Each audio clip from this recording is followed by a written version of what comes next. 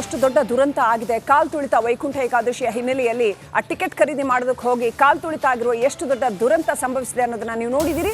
ಆ ಹಿನ್ನೆಲೆಯಲ್ಲಿ ಈಗ ಪೊಲೀಸರಿಗೆ ಆಂಧ್ರ ಗೃಹ ಸಚಿವೆ ಅನಿತಾ ತರಾಟೆ ತಗೊಂಡಿದ್ದಾರೆ.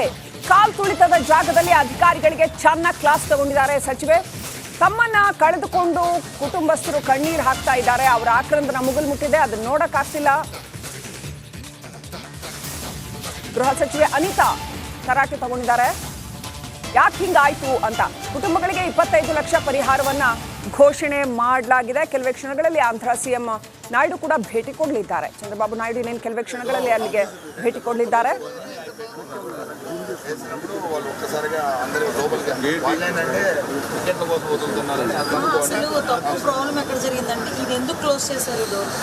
ముందు క్లోజ్ గా ఉంది మేడం. చిన్న గేట్ ఉంది మేడం. ఆ సైడ్ గేట్ నుంచి మొత్తం వస్తారు. అక్కడ ఉంది మేడం నార్త్ లో చిన్న గేట్ నుంచి 2000 మంది వచ్చారు. అంటే ఒక్కసారి కాదు సార్, మార్నింగ్ 6 AM నుండి ఉన్నారు. అవును సార్, 2 రూపాయలు వేసుకొని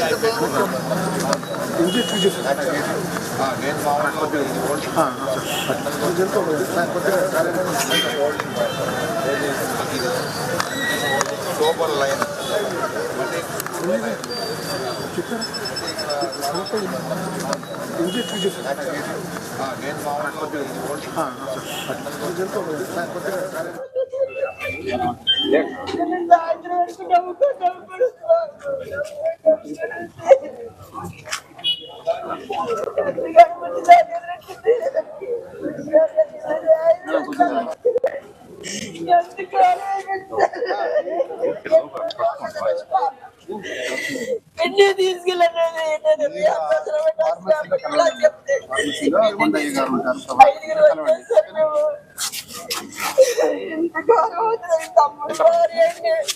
అక్కడికి వచ్చేస్తానండి. మాట్లాడుకోలేప్పుడు మా అమ్మను జాగ్రత్తగా వెళ్ళండి. గౌరవం చేసేటండి. అందరికీ ఉంటే ఉండొచ్చు కదా. ఈ జనాలకి తీసుకురండి. మమ్మల్ని చంపారండి. మగవాళ్ళందరూ కలిసి ఆడాలు కట్టారు. ఇప్పుడు ఈ శవ తీసుకెళ్ళారు. ಕುಟುಂಬಸ್ಥರ ಆಕ್ರಂದನ ಮುಗಿಲು ಮುಟ್ಟಿದೆ. ಶವಾಗಾರದ ಮುಂದೆ ಕುಟುಂಬಸ್ಥರು ಇನ್ನೇನು ಅವ್ರಿಗೆ ಶವಗಳನ್ನು ಹಸ್ತಾಂತರ ಮಾಡಲಿದ್ದಾರೆ. ಹಾಗಾಗಿ ಅವರ ಆಕ್ರಂದನ ಮುಗಿಲು ಮುಟ್ಟಿದೆ. ದೇವರ ದರ್ಶನಕ್ಕೆ ಅಂತ ಬಂದ ಕುಟುಂಬಸ್ಥರನ್ನ ಕಳ್ಕೊಂಡ್ವಿ ಅನ್ನುವಂಥ ಆಕ್ರಂದನ ಇದೆಯಲ್ಲ, ದೇವ್ರ ಹತ್ರನೂ ಹಿಂಗಾಗೋಯ್ತು ನಮಗೆ ಅಂತಂದ್ರೆ ಇನ್ನೆಲ್ಲ ಹೋಗೋಣ ಅನ್ನುವಂಥ ಆಕ್ರಂದನ ಇದೆಯಲ್ಲ, ದೇವರ ದರ್ಶನಕ್ಕೆ ಅಂತ ಬಂದವರು ದೇವ್ರ ಪಾದ ಸೇರ್ಕೊಂಡು ಬಿಟ್ರು ಅನ್ನುವಂಥ ಪರಿಸ್ಥಿತಿ ಇದೆಯಲ್ಲ, ಈ ದುಃಖವನ್ನ ಭರಿಸೋದು ಹೇಗೆ ಅನ್ನೋದು ಕುಟುಂಬಸ್ಥರ ಅಳಲಾಗಿದೆ. ಇಲ್ಲೂ ಇಂಥ ಅನ್ಯಾಯ ಆಗೋಯ್ತಲ್ಲ ನಮಗೆ ಅನ್ನುವಂಥದ್ದು. ಕಾಲ್ ತುಳಿತ ಘಟನೆ ಕುರಿತು 2 ಪ್ರತ್ಯೇಕ FIRಗಳನ್ನು ದಾಖಲು ಮಾಡಲಾಗಿದೆ. ಸೊ ಈಗ ಇದೊಂಥರ ಕೊಳ್ಳೆ ಹೋದ್ಮೇಲೆ ದಿಡ್ಡಿ ಬಾಗ್ಲು ಹಾಕೊಂಡ್ರು ಅಂದಮೇಲೆ ಏನು FIR ದಾಖಲು ಮಾಡೋದು, ಜೀವ ವಾಪಸ್ ಬರುತ್ತಾ? ಜಯರಾಮುಲು ನೀಡಿದ ಆಫರ್ ಮೇಲೆ 2 FIRಗಳನ್ನು ದಾಖಲು ಮಾಡಲಾಗಿದೆ. ಮುಂದೆ ಮತ್ತೊಮ್ಮೆ ಇಂಥ ಘಟನೆ ಸಂಭವಿಸದ ಹಾಗೆ ಮತ್ತು ಸಂತ್ರಸ್ತರ ಕುಟುಂಬಕ್ಕೆ ನ್ಯಾಯ ಸಿಗಬೇಕಾಗತ್ತಲ್ಲ, ಅದಕ್ಕೆ ಈ ಜಯರಾಮುಲು ಅವರು ನೀಡಿದ ದೂರಿನ ಅನ್ವಯ 2 FIRಗಳನ್ನು ದಾಖಲು ಮಾಡಲಾಗಿದೆ.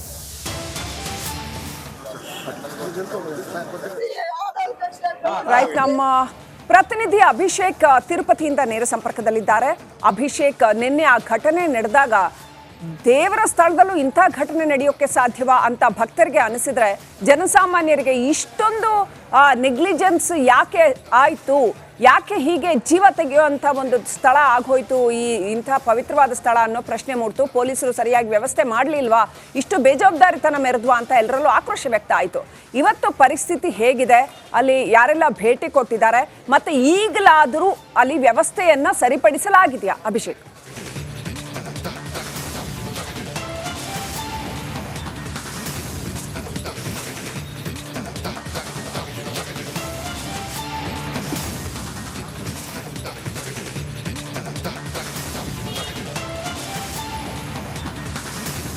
ಶ್ರೀಲಕ್ಷ್ಮಿ, ಮೊದಲನೇದಾಗಿ ಇಲ್ಲಿರುವಂಥ ಅಪ್ಡೇಟ್ ಅಂದರೆ ಇವತ್ತು ಕೊಡ್ತಾ ಇದ್ದಂಥ ಟೋಕನ್ಗಳ ಸರದಿ ಮುಗಿದಿರೋದ್ರಿಂದ ಈ ಒಂದು ಕೌಂಟರ್ಗಳನ್ನು ಅಥವಾ ಕ್ಯೂ ಸಿಸ್ಟಮನ್ನು ನಿಲ್ಲಿಸಿರುವಂಥದ್ದು ಮೊದಲನೇ ಅಪ್ಡೇಟು. ಮತ್ತೆ 12ನೇ ತಾರೀಕು ಮಧ್ಯರಾತ್ರಿ 2 ಗಂಟೆಗೆ ಟೋಕನ್ ಕೊಡೋದಕ್ಕೆ ವಿತರಣೆ ಮಾಡೋದಕ್ಕೆ ಆರಂಭ ಮಾಡ್ತಾರೆ. ಅಲ್ಲಿವರೆಗೂ ಜನ ಇಲ್ಲಿಗೆ ಬರೋದಿಲ್ಲ, ಯಾಕಂದರೆ ಕ್ಲಿಯರ್ ಇನ್ಸ್ಟ್ರಕ್ಷನ್ ಅವರಿಗೆ ಹೋಗಿರುವಂಥದ್ದು.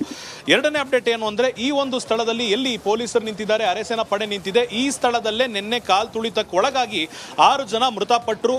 ಅಲ್ಲಿಗೆ FIR ಆಗಿರುವಂಥದ್ದು 2 FIR.